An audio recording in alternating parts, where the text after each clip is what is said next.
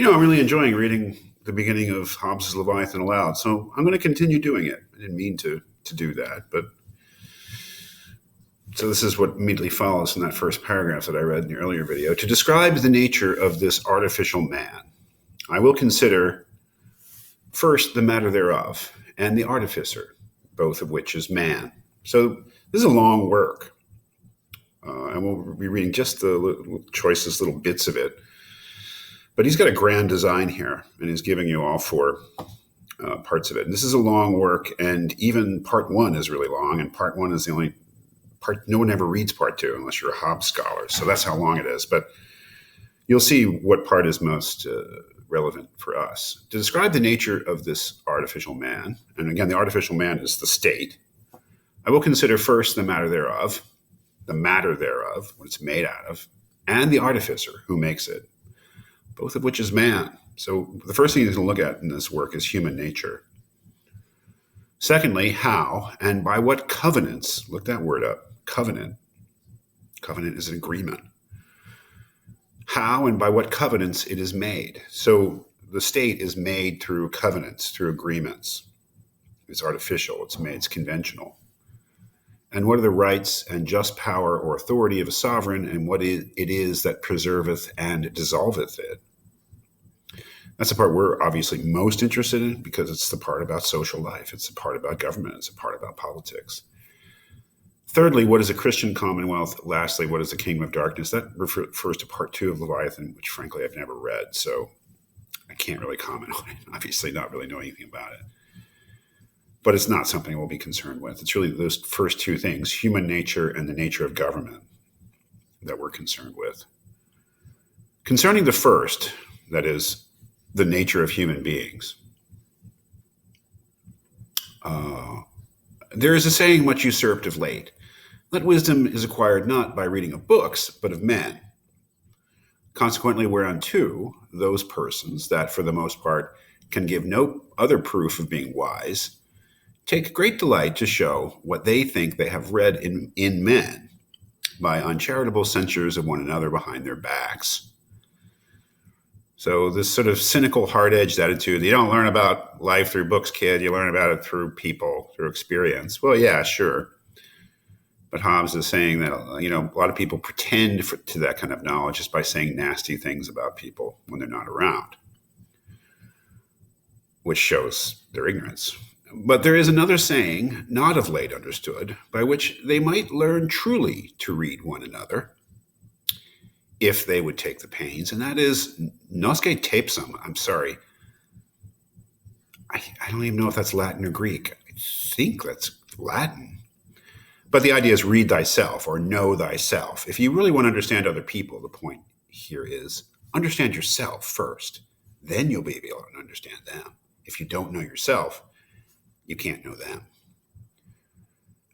Which was not meant, as it is now used, to countenance either the barbarous state of men in power towards their inferiors, or to encourage men of low degree to a saucy behavior towards their betters, but to teach us that for the similitude of the thoughts and passions of one man to the thoughts and passions of another, whosoever looketh into himself and considereth what he doth, when he does think, opine, reason, hope, fear, etc., and upon what grounds, he shall thereby read and know what are the thoughts and passions of all other men.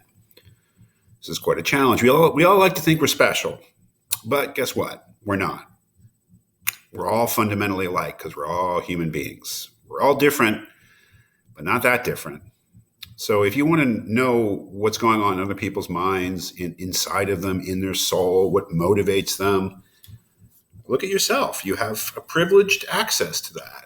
Hobbes is saying that people fundamentally, deep down, maybe not even that deep, are the same. And you can understand human nature by understanding yourself. You can understand other people by being knowledgeable about yourself, which is not so easy, right? We may think we know ourselves, but maybe we don't. I say the similitude of passions, the passions, fear, anger, love, lust, greed, empathy, hurt feelings, all the things, the passions. I say the similitude of passions, which are the same in all men. We're all made out of the same basic elements: desire, fear, hope, etc. Not the similitude or the objects of the passions, which are the things desired, feared, hoped, etc. Or which are the things desired, feared, hoped, etc. For these, the constitution, individual, and particular education do so vary, and they are so easy to be kept from our knowledge that the characters of man's heart, blotted and confounded as they are, with dissembling, lying, counterfeiting, and erroneous doctrines, are legible only to him that searcheth hearts. We all have different tastes, but we all have taste, right? We all have different things we like, but we all have that liking. We all have things that we hate that are different, but that hate is in all of us, he seems to be saying. To don't look at the objects of our passions, look at the passions themselves to see the similarity between human beings. And though by men's actions we do discover their designees sometimes, yet to do it without comparing them with our own, and distinguishing all circumstances by which the case may come to be altered, is to decipher without a key. That is, unless you know human nature, you can't understand individual differences. So you need the key to decipher other individual human beings, and that's a deep knowledge of what human beings per se are like. And by which the case may come to be altered, and is to decipher without a key, and be for the most part deceived by too much trust or by too much diffidence. Look up these words: diffidence. I'm diffident. I'm not sure I like something. I'm repelled by it to some degree. By too much trust or by too much diffidence, as he that reads is himself a good or evil man. So we have to look into the basics of human nature if we want to understand individual human beings. But let one man read another by his actions never so perfectly. It serves him only with his acquaintance, which are but few. He that is to govern a whole nation must read in himself not this or that particular man, but mankind.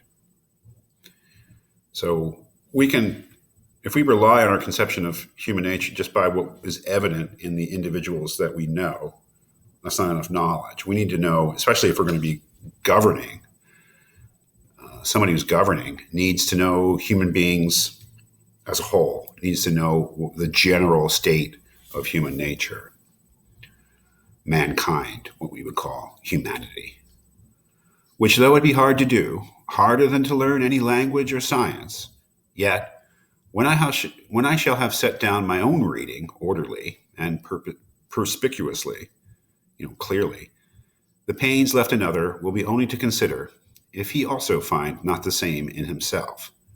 For this kind of doctrine admitteth no other demonstration. Do you see the point he's making there? He's going to make certain claims about what human beings are like. These are key for his political theory, because his idea of what the state should be follows from his idea of what human beings actually are. Now, he's going to make some claims about what human beings actually are. Are they true? How would we know? We compare them with what we know of ourselves. If Hobbes, for instance, were to say that deep down, what motivates human beings is their selfish desires, our only way of deciding whether or not that claim is true is asking if it's true of us. That is, the self that I know, myself.